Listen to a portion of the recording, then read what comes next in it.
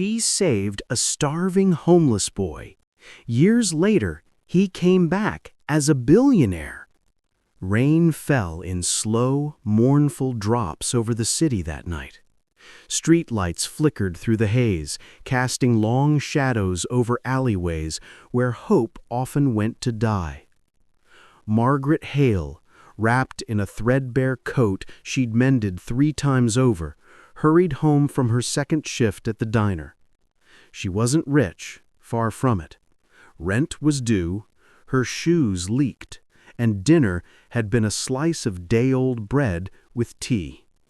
But Margaret had something money couldn't buy, a heart that refused to look away. That's when she saw him. Curled against a dumpster, shivering beneath a torn cardboard flap, was a boy, no older than 9. His eyes, hollow, haunted, met hers with a mixture of fear and hunger so raw it made her stomach clench. Passers-by stepped around him like he was part of the pavement, but not Margaret. "Hey, sweetheart," she whispered, kneeling despite the puddles soaking her knees. "Are you alone?" The boy didn't speak. He just nodded, his ribs visible beneath his grimy shirt. Without hesitation, Margaret scooped him into her arms, lighter than a sack of flour, and carried him home. She named him Elias. Her tiny apartment had 1 bed, 1 stove, and 1 chair that didn't wobble. That night, she gave Elias the bed. She boiled rice, stirred in a spoonful of sugar, and watched him eat with tears streaming silently down her cheeks. He devoured every bite like it might be his last. Over the next few weeks, Margaret scraped together every spare dime. She bought him second-hand clothes, patched his shoes, and walked him to the local school, standing firm against the principal's skepticism until they enrolled him. She stayed up late helping him sound out words, even though her own education had ended at 16. But Elias was brilliant, not just smart, brilliant. He devoured books like oxygen, solved math problems meant for high schoolers, and spoke with a quiet wisdom that belied his age. Teachers noticed. So did strangers, who saw the boy walking hand in hand with the weary woman who called herself her guardian. By 16, Elias earned a full scholarship to a top university. Margaret cried as she hugged him at the station, her hands trembling. "You're going to change the world," she said. He turned back, eyes glistening. "You already changed mine." Years passed. Margaret aged quietly, working odd jobs, living modestly, never complaining. She kept Elias's childhood drawings pinned to her fridge and his first report card tucked in her Bible. She heard whispers. He'd founded a tech company focused on clean energy, that he'd been named to Forbes's 30 Under 30, that he was a billionaire before 30. She never reached out, never asked for anything.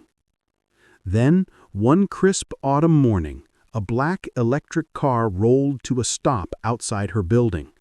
Out stepped Elias, taller now, dressed in a tailored suit, but those same eyes, the ones she'd first seen in the rain. "Margaret," he said, voice thick with emotion. "Elias, is that really you?"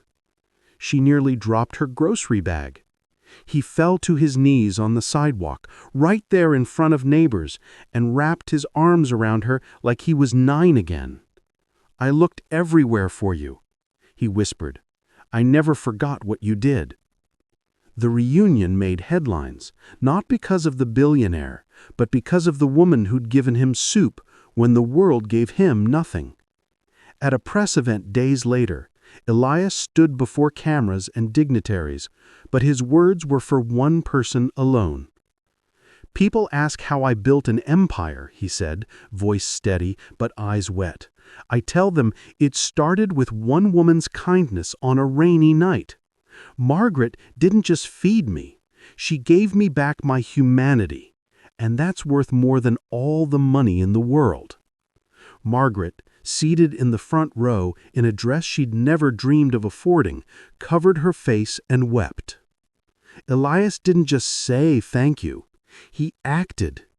He moved Margaret into a sunlit home with a garden she'd always dreamed of.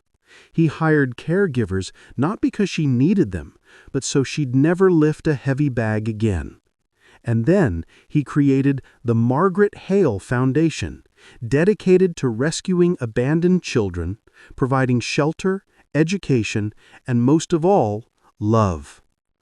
"I don't want other kids to feel invisible," he told reporters, "because someone once saw me when no one else did."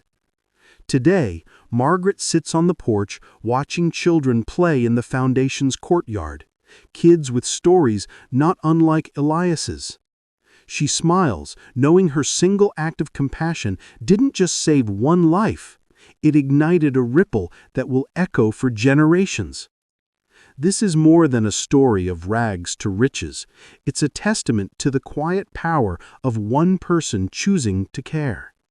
Because sometimes the most powerful thing you can do is simply not look away.